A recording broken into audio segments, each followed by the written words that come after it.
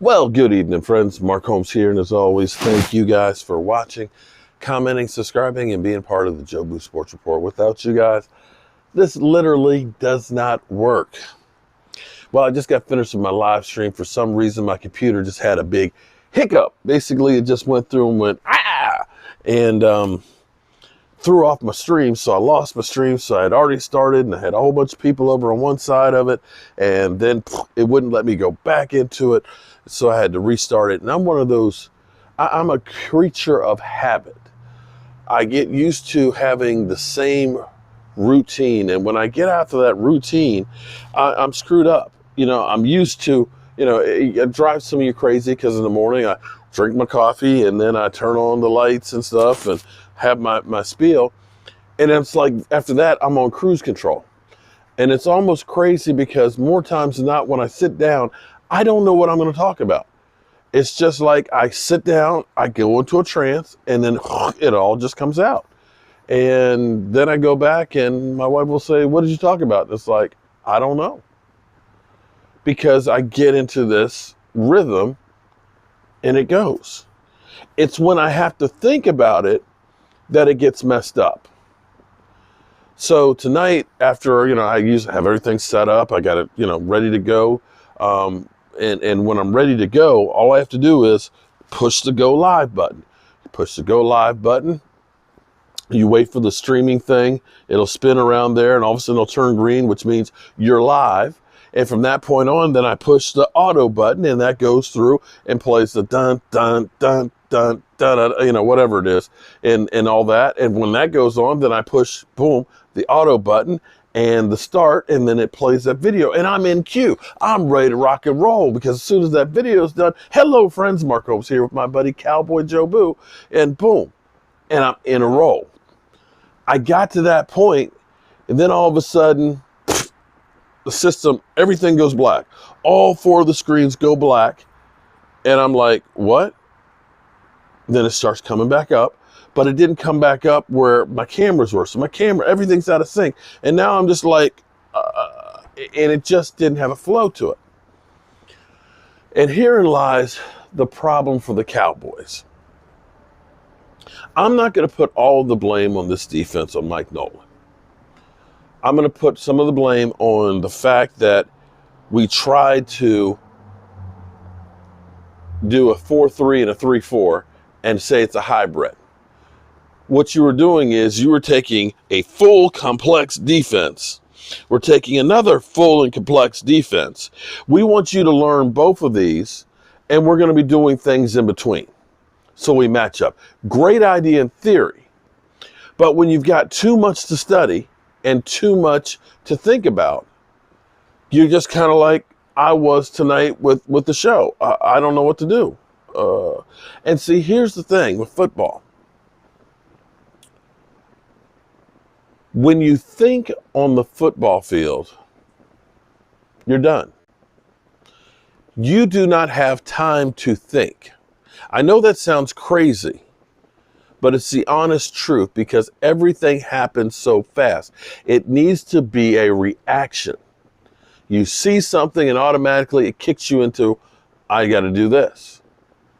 If you're sitting here and you're an offensive guard, you go down and you've got a guy who's in the gap between you and the center, okay, and you're zone blocking, okay, I know that guy is my guy. Well, now he shifts over and shades to your nose. You have to know, is he still my guy or is he now becoming the tackle's guy? If he shades a little bit to the outside, do I have him or does the tackle have him? And now that there's a guy who's shaded on the other side of the center's nose, is he now my guy because now the center's got to go up to the linebacker? And if you have to be sitting there when you get down as the quarterback is making some calls back here, you're trying to figure out, is he the centers, is he mine, or is he tackles? And if he's the tackles, what's my assignment? Am I supposed to go down for the linebacker and now he's getting the other guy on the other side? You follow what I'm saying? The difference combination is the guy could be in the gap. He's the center's guy. He moves over onto your nose and actually he's becoming Now, the tackles, your assignment is actually going to get the linebacker, and the center's going over and he's getting the other tackle. These are all things that are happening when you step up to the ball, and these guys are moving around. So it may change 2 or 3 times in that play, and you can't be guessing it. If you're wrong and that guy's right, it doesn't matter because this guy's going to blow up the play. It only takes one guy to screw it up. And so now you've got guys that have been playing in one kind of defense their whole career. Now you're telling them, I'm going to change your position some of the time. You're going to play a different role. Instead of you having your hand in the dirt, you're going to stand up and be a linebacker. There's a learning curve. And with having the new NFL, which doesn't believe in preseason and practice, and especially with the COVID year that has conditioning drills, and we're doing OTAs by computer, the players are lost. They are 100% lost in what they're doing. They don't know. I'm going to at least chalk that up to some of it that it's just not guys that don't give a rat's ass. Now, let me make it clear here that these are my personal opinions from what I see in observations, okay? I want to make sure that you understand that nobody's telling me this. This is what my conclusions are. And my conclusions is people are lost. And some of the guys don't necessarily have the pedigree and the ability to do the things that we're expecting them to do. And some of that belongs to the Dallas Cowboys, where you have to understand they have to think about substance over sizzle. The Cowboys always want those dynamic players, those guys that you buy the jerseys for.